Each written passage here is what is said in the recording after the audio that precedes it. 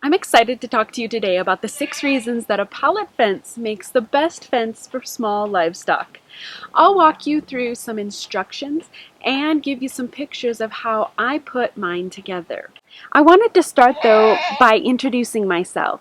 My name is Delcy. I really love goats and bees and farm life. If you have those same passions, keep in touch with me by hitting that subscribe button, and I'm curious.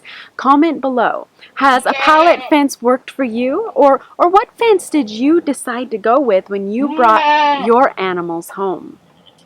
Getting comments is like getting mail. It's so fun to open up YouTube and see one. But for now, on with this video.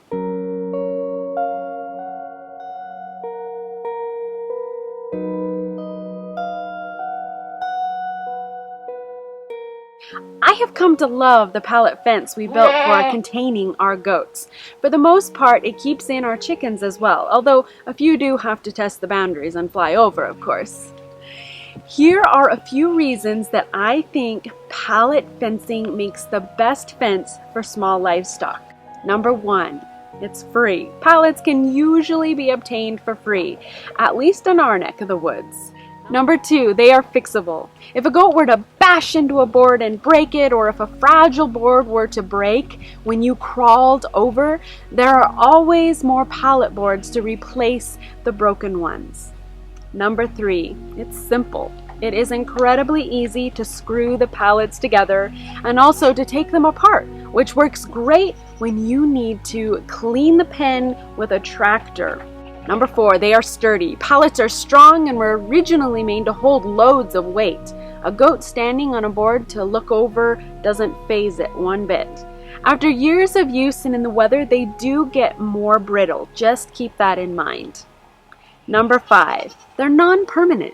The steel posts are very easy to remove, so if you don't quite like it, move it around until you do.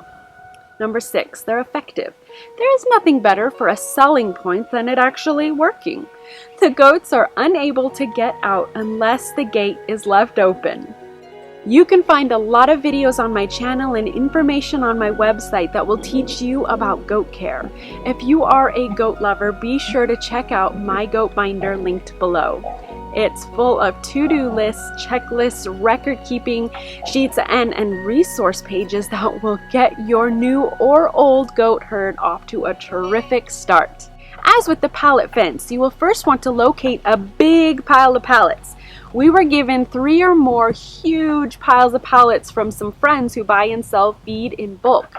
So all of my pallets were the same size. Having them all the same size really makes a difference in ease of putting them together and how it will look in the end. I also pick up the discarded pallets from the feed stores.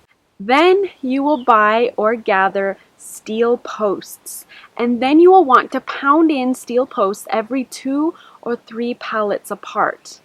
Another option is using a 4x4 square post and putting them in between each pallet and then screwing the pallets to that post.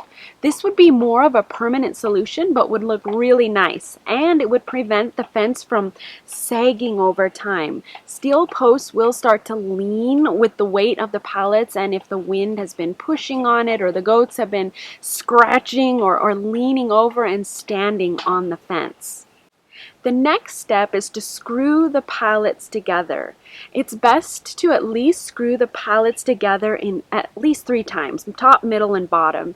And make sure that you put the screws in easy to locate and access locations just in case you want to move or remove the fence down the way. And don't strip out the screws. That makes them hard to get apart if you do end up wanting to move them. And the last thing to do is place gates. Hang your gates and double check that the latch will stay hooked despite prying lips, horns, and shenanigans.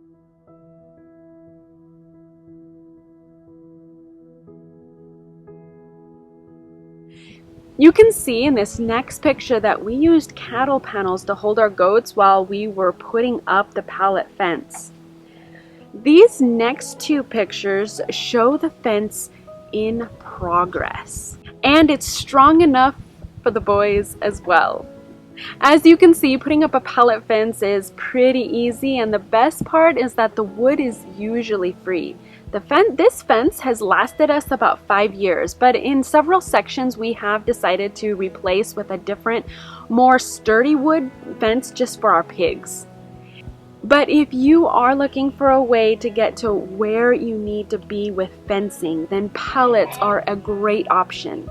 But they can also be a long-term option as well if the broken boards and the broken pallet boards are replaced when they become dysfunctional and dilapidated. What do you think? Are pellet fences in your future? Thanks for watching. My name is Delcy, and I'll see you in the next video.